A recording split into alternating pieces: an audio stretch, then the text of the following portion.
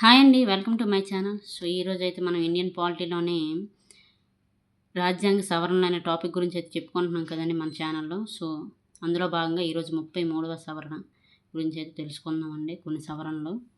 So ఇంతకుముందు సవరణలు ఎవరైతే చూడలేదో వాళ్ళు ఖచ్చితంగా అయితే ముందు వీడియోలో చేశాను. 1వ సవరణ నుంచి 1వ రాజ్యాంగ సవరణ నుంచి నేను వీడియోలు చేస్తూ వచ్చాను. ఖచ్చితంగా ఏపీఎస్సికి, టీజీపీఎస్సికి, ఎస్ఎస్సి, ఎంటీఎస్కి, సిహెచ్ఎస్ఎల్కి, రైల్వే ఎగ్జామ్స్కి అందరికీ ఉపయోగపడతాయండి ఇండియన్ పాలిటీలోని రాజ్యాంగ సవరణ అనే టాపిక్. అలాగే మన ఛానల్ ఇండియన్ జియోగ్రఫీ, ఇండియన్ హిస్టరీకి సంబంధించిన ఇంపార్టెంట్ టాపిక్స్ క్లాసులు కూడా ఉన్నాయండి, చూడండి, నోట్స్ రూపంలో ఇచ్చాను. నెక్స్ట్ ఇంపార్టెంట్ జీకే టాపిక్స్ కూడా చేశాను, చూడండి ఎవరికైతే. సో చాలా యూస్ఫుల్ అవుతుందండి అందరికీ, ఓకేనా. సో లేట్ చేయకుండా వీడియో మొదలుపెట్టేది. 33వ రాజ్యాంగ సవరణ అండి. 19 మే 1974లో చేశారు. ప్రకరణ 101, 190 అయితే సవరణ చేశారు ఇందులోని. అలాగే దీని ముఖ్య ఉద్దేశం ఏంటంటే పార్లమెంట్ శాసనసభ్యుల రాజీనామా పత్రాన్ని సభాధ్యక్షుడు తప్పనిసరిగా ఆమోదించాలి అనే నిబంధనను తొలగించారనమాట. సో స్పీకరు లేదా చైర్మన్ సభ్యుడు ఇష్టపూర్వకంగా స్వచ్ఛందంగా రాజీనామా చేస్తున్నాడని సంతృప్తి చెందినప్పుడు మాత్రమే రాజీనామాను ఆమోదించవచ్చు అనమాట. సో దీని యొక్క ముఖ్య ఉద్దేశం అనమాట ఇది. వెరీ వెరీ ఇంపార్టెంట్, గుర్తుపెట్టుకోండి. నెక్స్ట్ 34వ రాజ్యాంగ సవరణ అండి. ఇది 7 సెప్టెంబరు 1974లో అయితే చేశారు.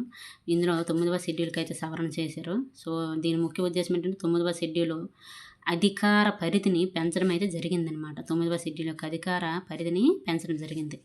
నెక్స్ట్ 35వ సవరణ అండి. 1 మార్చి 1975. 81వ సవరణ అనమాట. సో సవరణ చేశారు. 81 ప్రకరణలకి సవరణ అయితే చేశారు ఈ రాజ్యాంగ సవరణ ద్వారా. అలాగే 2A నూతనంగా చేర్చడం అయితే జరిగిందండి. అలాగే 10వ షెడ్యూల్ నూతనంగా చేర్చడం అయితే జరిగింది, ఓకేనా. దీని యొక్క ముఖ్య ఉద్దేశం ఏంటంటే సిక్కిం సహా రాష్ట్ర హోదా కల్పిస్తూ 10వ షెడ్యూల్ను కొత్తగా చేర్చారనమాట. నెక్స్ట్ 36వ రాజ్యాంగ సవరణ అండి.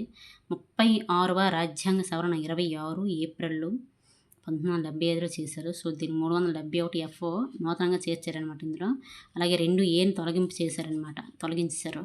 దీని యొక్క ముఖ్య ఉద్దేశం ఏంటంటే సిక్కింకు పూర్తి స్థాయి రాష్ట్ర ప్రతిపత్తి కల్పించడం జరిగింది.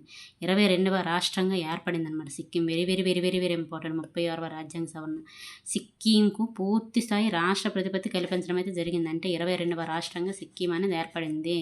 ఏ రాజ్యాంగ సవరణ ద్వారా నడితే 36వ రాజ్యాంగ సవరణ. Very very very very important, గుర్తుపెట్టుకోండి, ఓకేనా.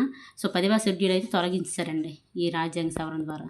సో ఇదండి ఈరోజు 4 రాజ్యాంగ సవరణ గురించి అయితే చెప్పుకున్నాం. సో మిగతావి అయితే మళ్ళీ నెక్స్ట్ వీడియో అయితే చెప్తానండి.